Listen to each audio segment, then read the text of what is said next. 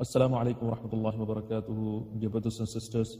Today, inshallah, very briefly, we would be looking at the meaning of Surah Al-Fil, and which is very powerful and one of the very smallest surahs of the Quran, but has a message for the world, and especially in the current climate of the world, where we are all affected by a very dangerous virus which has affected the lives of the humankind actually in this world, and which is a threat to the whole world. But at the same time, it is a reminder that it is Allah subhanahu wa ta'ala who is in control of everything, and something very small can be something that may make us humble before Allah subhanahu wa ta'ala.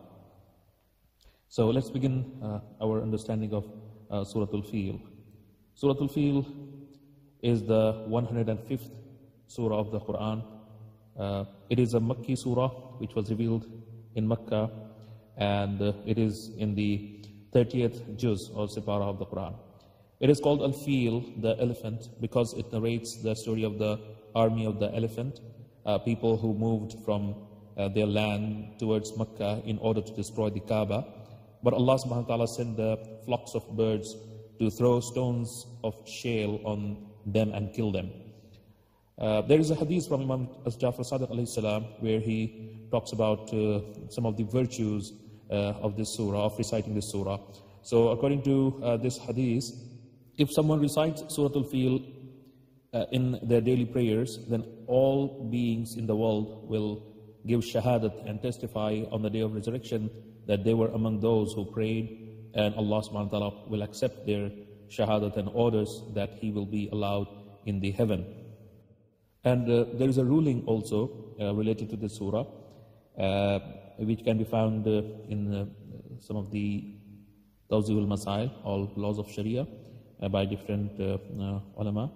So according to some of the marjas, if someone recites Surah Al-Fil in their daily prayers after the recitation of Quran, which is Quran Surah number 1, Surah Al-Hamd, then it is an obligatory precaution to recite Surah number 106, which is Surah Quraysh, as well, because Surah Al-Fil and Surah Quraysh count as one and the same in the namaz, at least. So if somebody has recited Surah Al-Fil after Surah Al-Hamd in any of the rakat of the, in first two rakat of the namaz, then they should recite Surah Quraysh also together with it as well. So now we are moving to the second part of the discussion, and which is about the Shan Nuzul, or the occasion of the revelation, why this surah was revealed and when this surah was revealed. So according to Imam Sajjad alayhi salam, he was quoted as saying about the occasion of revelation of Surah Al-Fil, that Hazrat Abu Talib alayhi salam told the Prophet sallallahu alayhi wa sallam, have you been chosen by Allah to call everyone to your religion, or to call your own people only? So the Prophet sallallahu alayhi wa sallam replied, I have been chosen to call all human beings to the religion, from the white and the black, the Arab and the non-Arab. I call all people who are on mountains and in the seas to this religion of Allah. I call the whole Persia and Rome.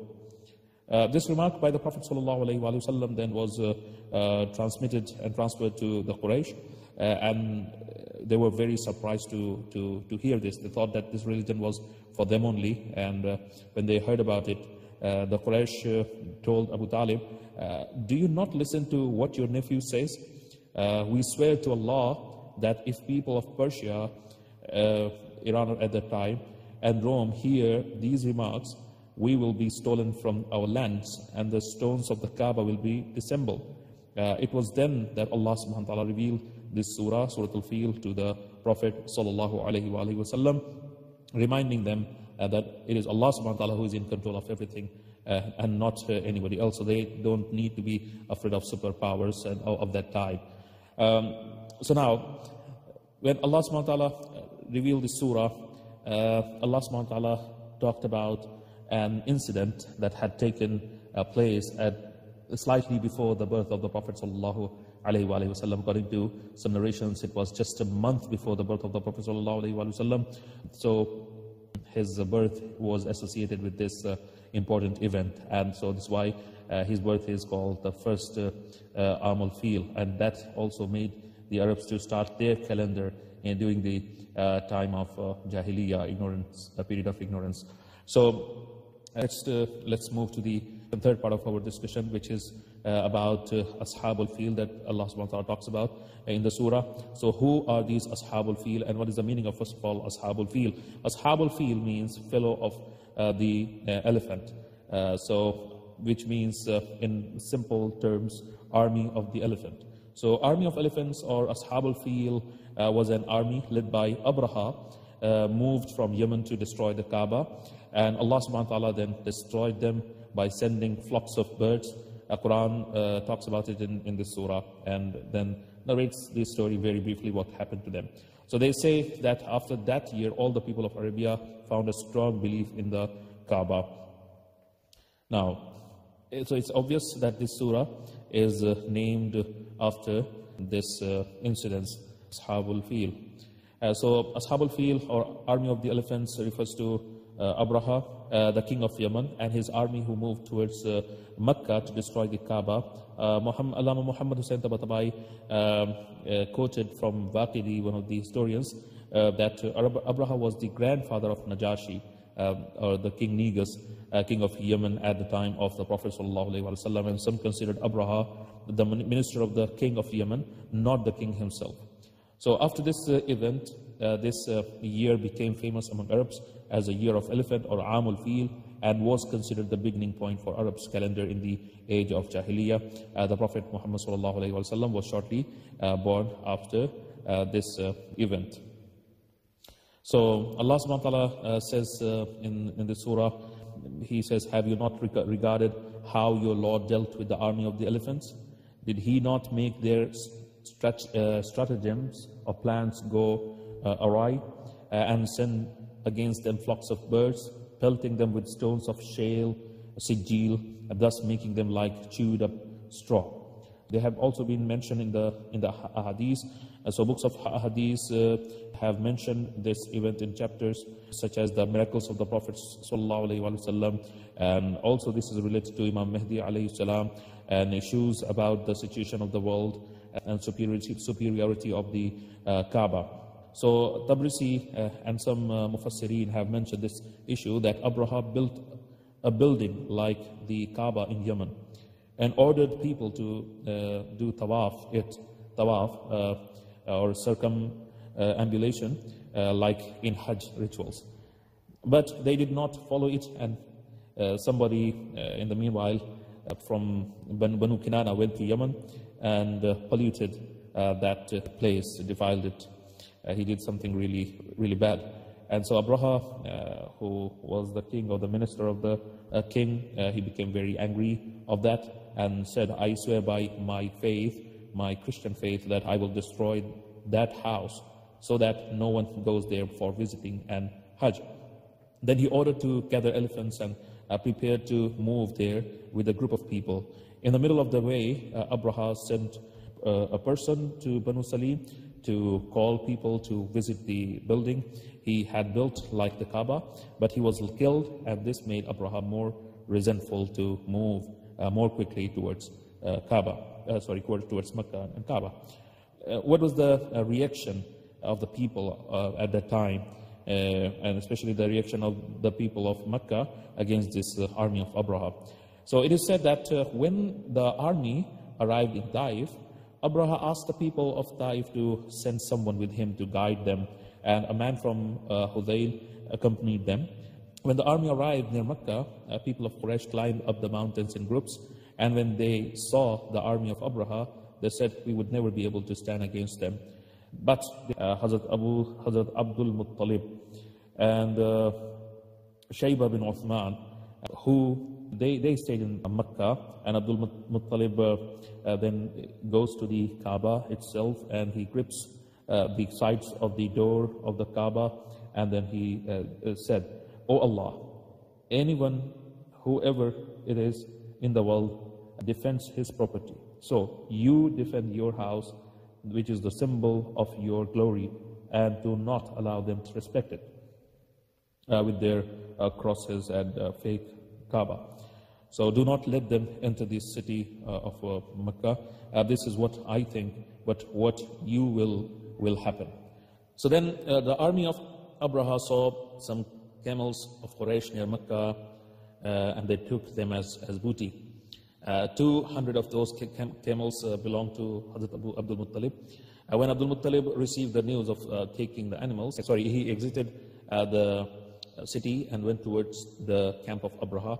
Abraha was surprised and said, I have come to destroy the holy house of glory, honor and merits of you Arabs, and your religious house, you worship there, and I want to crush it. But you did not speak about your religious house, and you don't even defend it, and just speak about your own camels and defend your own property, personal property. Abdul Muttalib replied, O king, I talk to you about my own property. I am rightful about and bound to God, which means I am talking about my property, and I am the owner of this property, so I need to guard it and keep it safe. This house has an owner for itself. He will defend, and guarding it is not upon me. So they say that this speech frightened Abraha so much that he immediately ordered to give him back his camels. So now Mufassirin say, such as Tabrisi and Tabai, that upon the sunrise, the army of Abraha tried hard to move the elephant leading the caravan towards Mecca, but it did not move until a flock of birds appeared on the horizon, while they carried small pebbles and dropped them over the army of Abraha, and every single stone pierced what it hit. Abraha, who received some of those stones hitting his body, decided to escape and run away until he arrived in Yemen. When he arrived there, he died, and none of his companions could arrive in Yemen. This made the Quraysh actually more respected among the people of Arab tribes. So Ayatollah Namutari pointed this in one of his books, and it says this event made Quraysh really more arrogant, and they had pride that they received protection from Allah subhanahu wa ta'ala, and the people of Arabia showed them obedience, and the market of Makkah then flourished even more, and they ordered people, and whatever they would order, the people would obey them due to the psychological and ideological liking they had found in the Kaaba. This turned them people who were very, very then arrogant, and they would do some very, very nasty and horrible things to other people. So now, at the end of this discussion, there are a few lessons that we can derive from this surah, we can learn from this surah. So, number one, Allah subhanahu wa ta'ala mentions these events and these incidences in the Quran because Allah subhanahu wa ta'ala wants us to be reminded, and He wants to see us be humble before the will of Allah subhanahu wa ta'ala. We are not the first people in this world, and we would not be the last people in the world. There were people before us, and there are going to be people after us. So we should not forget the history, and so the history tells us that we should never be arrogant. We should never feel that we have something that nobody ever had. And so Allah subhanahu wa ta'ala reminds us as human beings that Allah does not like any kind of arrogance. And sometimes through his acts, He shows that the arrogant people of the world have no power. He is the real powerful. He is the supreme power. He is the originator of the power. He gives power to others, and others have no power. He is the real master of the things, and He is the one who is in control of everything. And they have been given, the human beings, the people have been given really little freedom in all this. And something He has reminded us through whatever is happening now in the world, through something very, very small that we cannot even see. So He reminds us that something very small can destroy the entire humanity if He wishes to do so. And the army of Abraha with all the super weapons that they had at the time. In this case, they had the elephants, which Arabs had not seen, many of them had not seen before, and it was a super weapon of that time. But what happened is that they looked invincible, and Arabs did not have any means to destroy them or defeat them, but they were turned into dust, literally powdered and made into mince actually. So Kaaba is a place which is holy to Allah subhanahu wa ta'ala, and Allah subhanahu wa ta'ala always protects things that He loves. And it is going to remain such even after we have left this world and until the day of judgment. And Allah subhanahu wa ta'ala, the last thing that we can learn from this surah is that Allah subhanahu wa ta'ala knows about the plans and plots of His enemies, and He takes the necessary action and right action at the right moment and right time.